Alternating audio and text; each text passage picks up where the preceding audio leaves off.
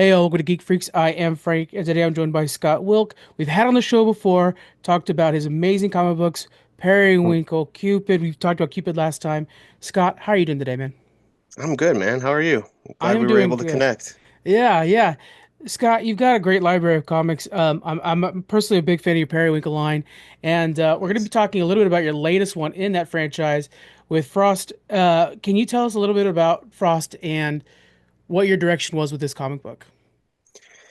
Yeah, Frost just because it's part of the Periwinkle Saga, so Hmm. it's this reimagining of all these holiday characters in really dark, violent ways. So, I did the North Pole elves, I did Cupid. I'm like, what's the logical next step? And I'm sitting there thinking, I love John Wick.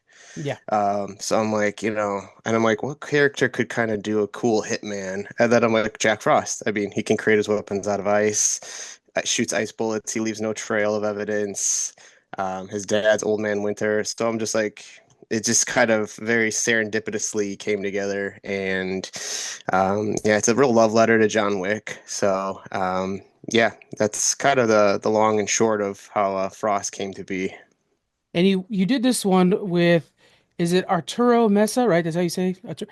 You Yeah, you Arturo. gotta Yep. handcuff Arturo to a desk, man. Don't lose. I'm That gonna art lock is him up, dude. incredible.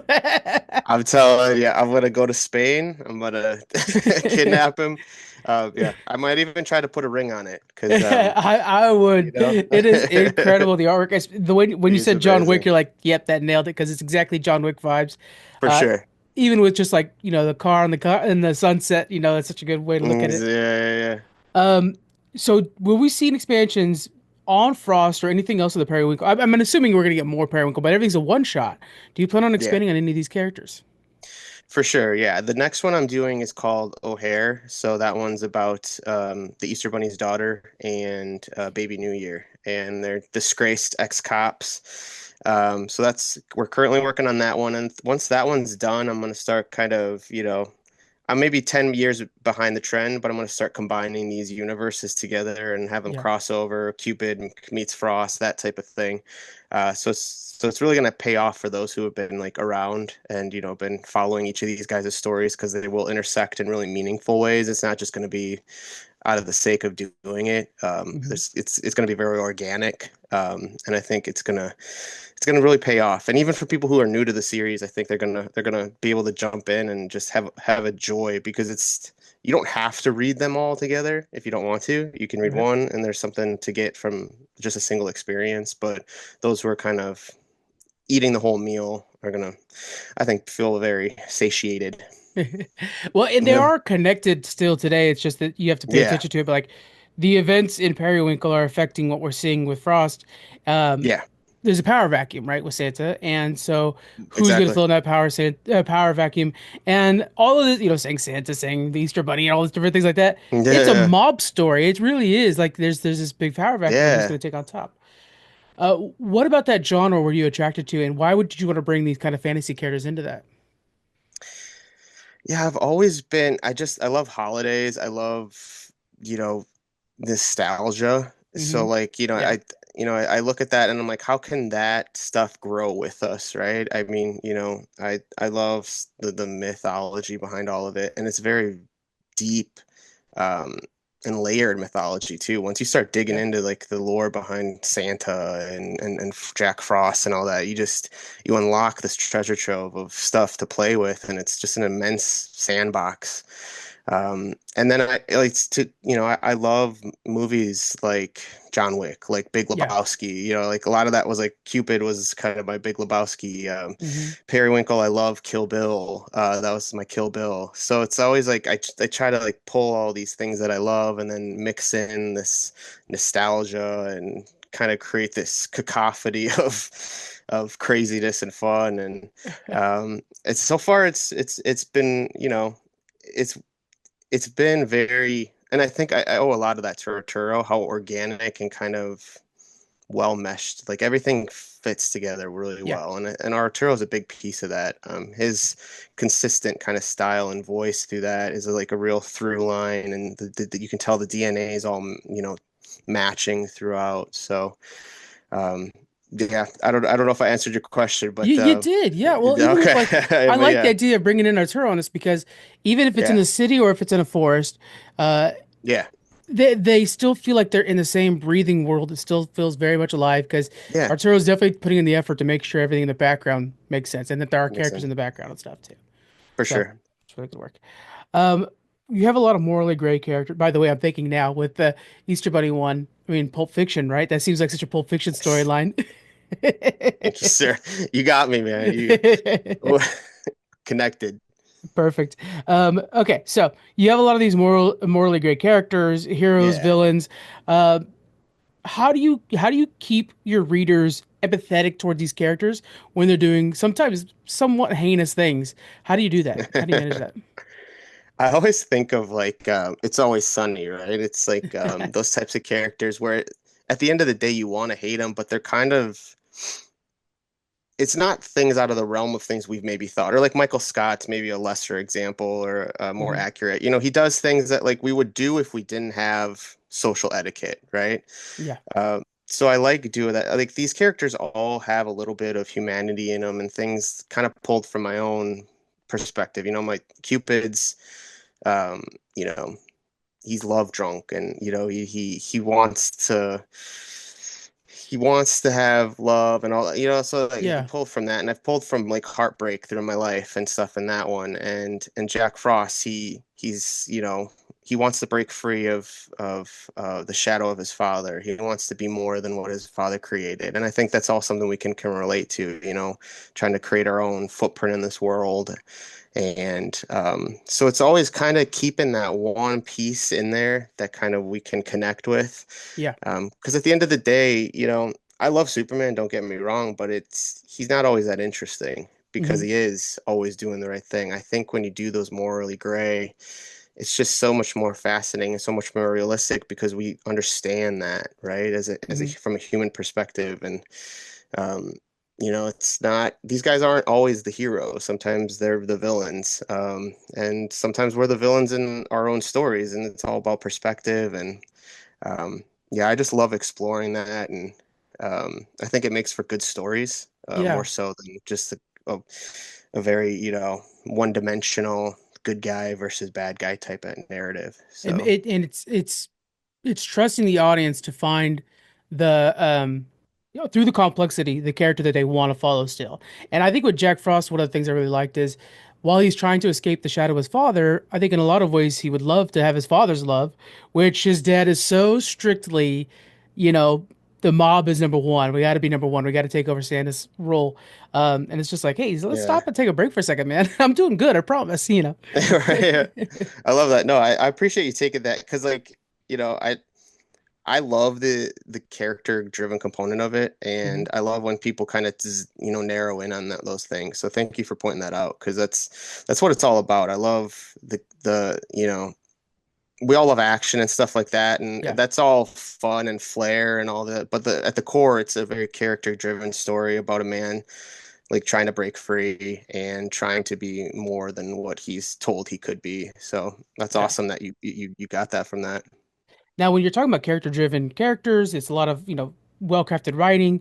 And then, of course, we have Arturo and his cool action scenes. How do you Yeah. guys communicate between each other of, hey, I want to, these panels of just crazy car chase or something like that. How does that look? Or do you just trust him like, hey, here you go, this many pages or whatever?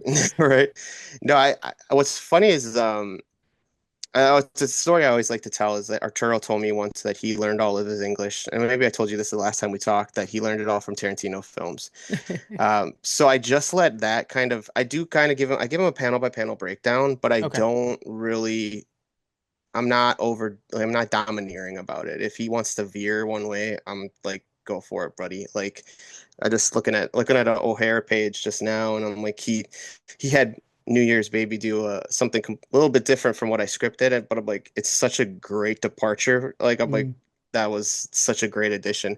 That's why I really feel like, this is a collaborative effort. It's a 50-50 share of these characters and the stories, and um, he adds so much and things I didn't even think of. And so again, I do give him a pretty solid framework, but I yeah. never tell him like, whoa, whoa, whoa, that's not what I wrote. You know what I mean? Oh, of So course. Yeah. Um, and I think he feels an equal ownership in it. And I think that's why the art is so resonates because he's so passionate about it and he's not pigeonholed in to have to do exactly what I say. He can kind of explore different views and different perspectives. Yeah. He can change up the action, what he thinks is more visually appealing.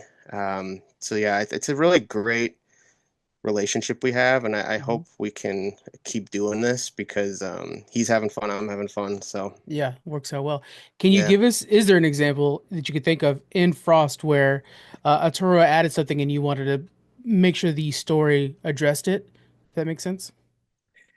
try to think.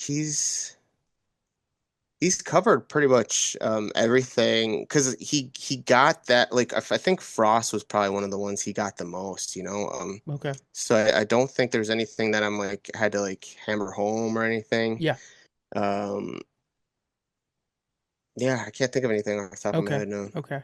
It is really, it's amazing how let's with the tour real quick on this one. Yeah, yeah, His way of showing these panels, it does feel very much like a John Wick action scene where yeah. the ice bullets from one panel are leading into the next one. It's just that the way he plays out an entire page. Got to give shout out to Arturo and again, get those 1,000%. handcuffs, get him Thousand attached to a percent. desk. I'm telling you. I mean, I've always said, I'm like, this story would look, this would it'd be a different, completely different thing with a different artist. Yeah. And that's why I would never be like, this is mine. This Mhm. it's his and ours for sure. It's incredible. Okay, so let's go to your side of things when you're crafting these stories, Yeah. um, and you're trying to write everything together. How are you scripting these out? How is that scripting method looking for you?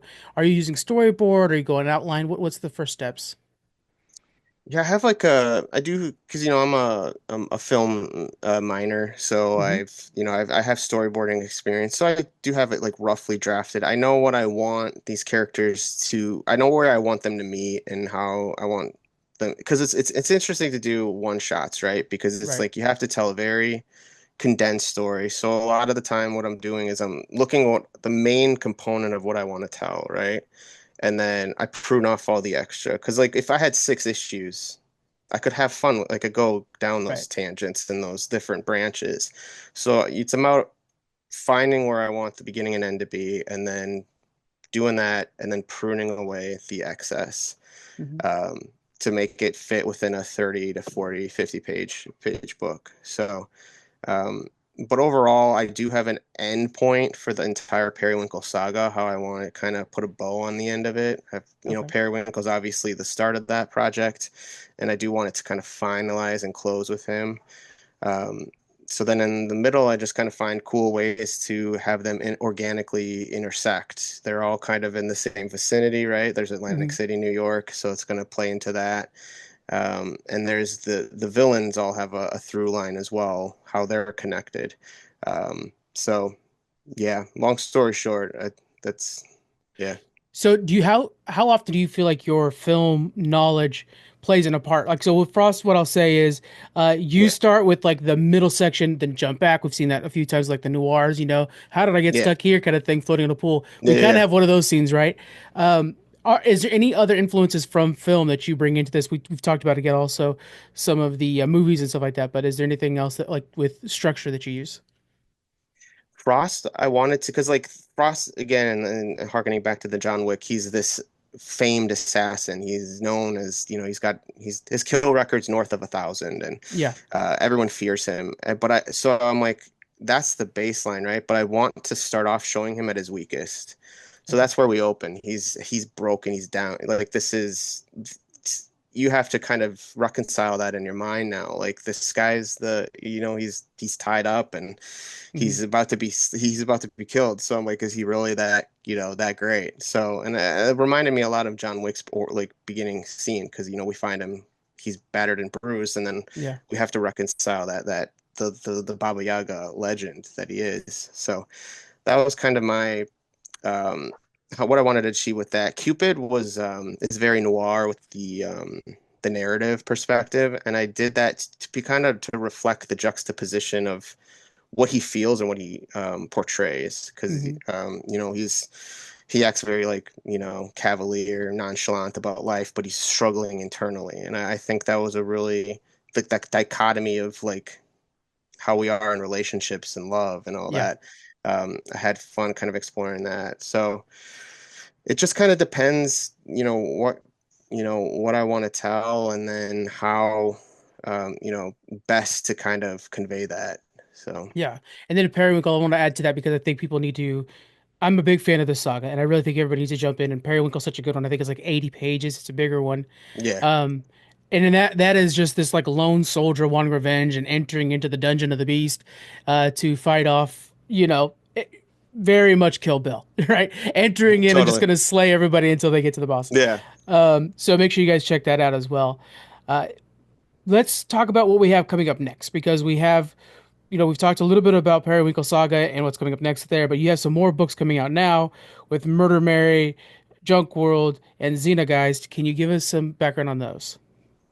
Yeah, Junk World, we're working with Vince Del Tab, and he created a ton of like concept art, character concept art. Like he gave Mike like a catalog of it, Hmm. and he wanted to work with Bad Bug on a story. So Mike's like, what can we do with like this character as a lead, and this is like a supporting character, and here are some villains, and then he wanted it as a backdrop of this junk planet, where it's kind of the dumping grounds of the entire galaxy. Yeah. So with Vince, we worked on this story called Junk World, and the main character is this female named Nox.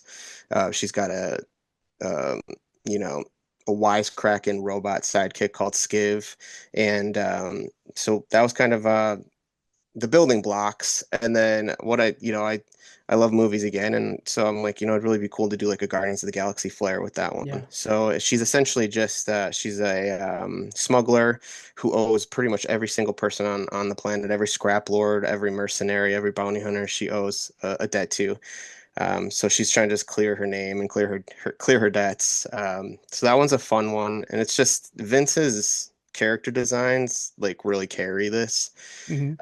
Made my job extremely easy because he just has these really fascinating designs. And I think people are really going to enjoy the heck out of that one. Um, Murder Mary's, she's like our Bad Bug's Deadpool. She's very fourth wall breaking. Um, and it's a much of a love letter to like all of our Bad Bug series. Like she jumps into all of our worlds, like Bobby Joe, Yeah. No More Gods, Astro Witch, all those different ones. And it's just it was nice to write that one because I was untethered. Like Yeah. Mike's just like be crazy with it, man. So I was like, and at the end of it, working with Marco, the artist, um, I don't think I got crazy enough because like he was adding a lot of layers to it and a lot of very like Deadpoolish type things, and I'm like, damn, I should have got a little wonkier with it. So that's that one, and then Xenogeist is our kind of a spiritual sister to Hypergeist, if anyone's Hmm. familiar with that series. It's about this cop. She works for the Xenograph enforcement agency, and um, she has these like energy gauntlets, that can create anything from her mind, almost like a Green Lantern type situation. So we're on the third issue of that one. So it's just we got a lot.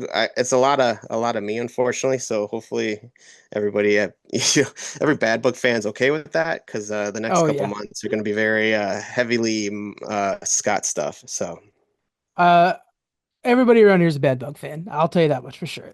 good, good, good. And I like you mentioning the Guardians of the Galaxy with two Milanos behind you. Yeah, right. Yeah, okay. And then, I mean, God, yeah, Bad Bug's amazing. You had a piece, might be off topic. You had a piece in Roseblood Manor, correct? I've done, yeah, the not this release most recent one. I think we're on number 5 now, but the first Mhm. four I did like the frame narratives, and then I did like the some of the side stories. Yeah, Okay. I think that's some of the best thing that comes out of Bad Bug. It's like a really good collection of everybody that works with them and stuff like that. So, if you guys yeah, are wanting a good kind of yeah, for sure. anthology of what they can do, it's really cool. Heck yeah. Um, so with these new books, what were some of your goals with these? I know that you're working with a lot of other people with these ones. instead of like Arturo with these, what were some of your newer challenges that you ran into these outside of like the Periwinkle Saga? A lot of them, like they're all new artists to me. Yeah. I had never worked with Vince before. I never worked with Marco and Marcos. And and Carrie, with Xeno Geist, I've worked with quite a bit, so she kind of Hmm. understands. And that's the biggest challenge is like those issue ones is starting to understand each other's voices, Yeah. and how they work and seeing how they interpret what I write. There's language barriers. Sometimes there's just maybe lost in translation or whatever it is between the page and the word in the page. Um, so it's there's always that kind of learning curve, and it's not, and I don't want to say that like in a negative way. I think a lot of times it's very, thankfully, it's been always very I've been very fortunate, I should say, that Yeah. all the artists have always kind of amplified. I've never had to be like, oh, you're like, like this isn't what I imagined. Like I'm Yeah. never doing that, but I'm just like, oh wow, that now is unlocking a whole new thought pattern or arena for me to like play in because I'm like, I didn't even think along those wavelengths you are. So let me kind Nice. of shift my paradigm or shift my perspectives a bit. And that's why those number ones are always like those like, pilot episodes of TV. It's like Yeah. this never doesn't quite match what's going to come later. Like you get kind of like the characters shift a bit because once you see their interpretation of a character, I'm like, okay, I need to shift the voice a bit now. Right. Yeah. A lot of that is like in post production. You can even do that as well. So, but yeah, I always love doing that. Sometimes there's benefits to both worlds, right? Arturo and I were like just Hmm. riffing off of each other. So it's cool, and I think I have the same kind of relationship. I think with Vince, he definitely gets it and he's enjoying it. And when an artist enjoys the work, that's paramount Yeah. because then it flourishes, right? Yeah. So. You could build on top of that then. Yeah, Um, you have so many things coming up. You have so many things you've been working on in the past. Where can people start following you to really keep up with all your projects that you got going on? sure. I'm on most of the social medias. I don't do X, but I'm Yeah. Instagram, Scott Wilke 24. I try TikTok. I'm very boomer. I I Hey, don't you're quite you're doing good understand on it. TikTok. Don't knock yourself. I'm pretty, I noticed. I think it was the Frost campaign where you were like, he's stepping it up on this one. He's doing good. I appreciate that because I feel like such a I'm like, I dang, these know. these I'm such a kids. I'm like, how poser, do man. they? I know. Hey man, I love your stuff. I Just love trying. tuning in. But yeah, and then Facebook. Yeah. That's pretty much it. But I'm somewhere, and Kickstarter, obviously. Follow us there. You Yeah, know, I wanted to we talk to got you about multiple that pages. because you've used Kickstarter in a very efficient way where it's such a good way to just jump in on your campaigns. Thank Um, you. I'm presuming these next ones will be on Kickstarter as well.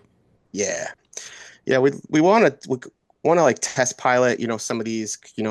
Shifting them to like the Bad Bug website to do some of Yeah, the pre-orders. But you can't beat just. I think the ease for the buyer, the ease of the platform to use from the user perspective, yeah. it's just you can't beat it. So Yeah, and there's this nice little thing where it kind of keeps this catalog of things that you've backed in the past or people you've backed in the past. And yeah, so if you want to like follow up on, hey, what's Scott working on now? You can just go through that way. I do that all the time. exactly. Well, yeah, yeah, Uh, yeah. so what are some of the other benefits you see using Kickstarter? Because I think that there's a lot of, I think it's becoming a bigger player in the indie comic book world. What are some of the other benefits you see in Kickstarter? I think that's the future, I mean, I Hmm. love my local comic shop, but like you could get to see, it's so Amazon, right? Like just Right. hopping on and like searching like whatever you want to whatever you're looking for, and there's things you would never find because some of these guys aren't getting into shops yet, like we're not in Yeah. shops yet. And some of these guys that I pick up on Kickstarter, I'm like that they just freaking surpass anything like the top two, big two guys are doing, anything I'm finding in 100%. local comic shops. So it's really, if you really want, true stories written out of love and passion and Mhm. not just like get a book because we're not making money. You ask any of these indie guys, there's no money to be Yeah. had. It's all about paying bills. This is, Yeah. yeah, this is about the passion. So like you're getting just unfettered love and Mhm. attention and detail to stories. And um, so if you're looking for things that aren't just the same rehashing of a character for the thousandth time, like Yeah. that's Kickstarter is the place to go. And I think that there's the ability to take chances there. You get direct feedback Yeah, yeah. from people who are potential readers, and I don't think DC or Marvel or even some of the bigger titles out of Image have the ability to take a chance. They have to sell a book, or else it's a problem. So it's like Bingo. it's nice that you could really get again those passions and stuff like that at a Kickstarter. That's great. Yeah, yeah. Let's say you get tapped by one of the two big dogs, and Yeah. they're like, pick a character you're gonna write for. Who would you want to write for, and what would you want to add to it to give it that Scott Wilke flavor? As much as I love crazy violent stories, like Superman's my one and true. I mean, Yeah. that's that he's the one that brought me into comics to begin with. I want So to add I something real quick for people who are not watching the the video of this. You talked about morally great characters this entire time, and you got the two Boy Scouts around you. You've got all Captain America gear on with Superman behind you. it's such a dichotomy, right? It's like what I consume, but then what my output is Yeah. it doesn't always match.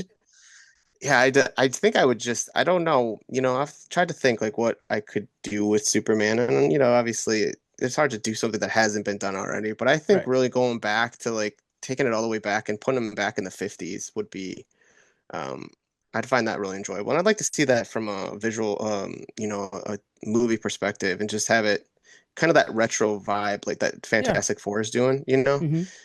doing that with Superman instead. But yeah, I don't know. But like, if as far as like morally gray, I think Punisher would be thoroughly enjoyable. I love Punisher stuff, Absolutely. so Yeah. I could have a lot of fun. Arturo would have a lot of fun working with me too on Oh that yeah. one. Just Yeah. the gruesome freaking content. Yeah. So yeah, I'm a big fan of the fact that they're starting to address the cop stuff in the latest Daredevil yeah. Born Again. I'm like, heck yeah, that's some good That was story right there. such a yeah. That was a Yeah. solid season. I really enjoyed that one. Yeah, I'm that guy who's like telling everybody like this is Marvel addressing this real world problem they had back in like 2018 or something like that. Like I was preaching for like this is such good storytelling for Marvel. I love it. It was, yeah, that was a solid choice. Yeah, I'm glad they did that too because me too.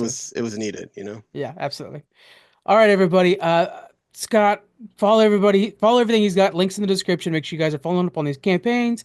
And then you go to Yes, sir. Bad Bug's website to be able to pick up some of these older comic books. Again, I'm going to highly suggest that you start with Pennywinkle. It's three books in the saga right now, right? It's the three Cupid and Frost as well. Keeping Frost, yeah. Yeah, Yep, yep. highly suggest it's a good place to start. Scott, thank you so much for joining me today. I really appreciate it. Thank you, man. This was fun. Yeah, I had a We gotta blast. connect more often, man. That's true. Very true. All right, guys. We'll see you on the next one. Thanks for joining us. Bye. Yeah.